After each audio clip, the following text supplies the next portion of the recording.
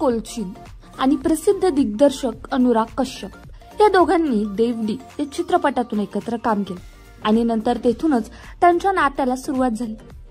काही काळानंतर 2011 साली त्यांनी लग्न गाठ बांधली, पण हे नातं फार काळ टिकलं नाही आणि शेवटी 2015 मध्ये कल्की आणि अनुरागने परस्पर सहमतीने घटस्फोट घेतला।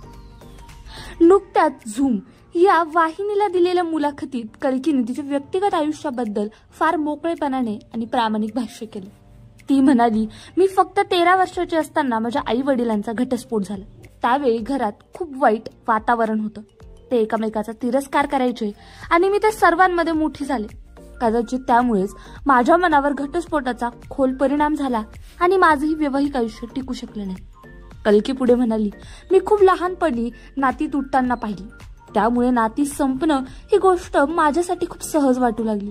अशा अनुभवामुळे आपल्यातच एक भीती निर्माण होते की आपण वाईट काळातून जाऊ शकत नाही, स्वतःवरचा विश्वास कमी होतो। तरी कल्कीने आपल्यावर काम केलं। ती म्हणते, मी थेरपी घेतली, उपचार घेतले, त्यामुळे मी त्या काळातून सावरू शकले। अनुराग बरोबर वेगळं होणं सोपं नव्हतं। ती म्हणाली, घटस्फोट नंतर अनुरागला दुसऱ्या कोणासोबत पाहणं माझ्यासाठी कठीण होतं। पहिली काही वर्ष मी त्याच्यासोबत खूप गुंतलेले होते, पण नंतर आम्हाला समजलं की एकमेकापासून पूर्णपणे वेगळं राहणं गरजेचं आहे। आज कल्की आणि अनुराग दोघंही वेगवेगळ्या आयुष्यामध्ये स्थिर झाले आहेत। त्यांच्या नात्याचा आता एक परिपक्व टप्पा आहे।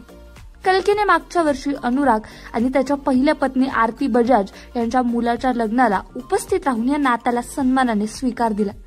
कल्की कोलशीची ही कहाणी आपल्याला हे शिकवते की व्यक्तिगत आयुष्यात कितीही संकट आली तरी त्यातून बाहेर येण्याचं बळ आपल्या आतच असतं आणि म्हणूनच कल्की सारख्या कलाकारांचा संघर्ष त्यांच्या कलासोबतच त्यांचं मनही समजून घेण्याची आपल्याला शिकवण देते।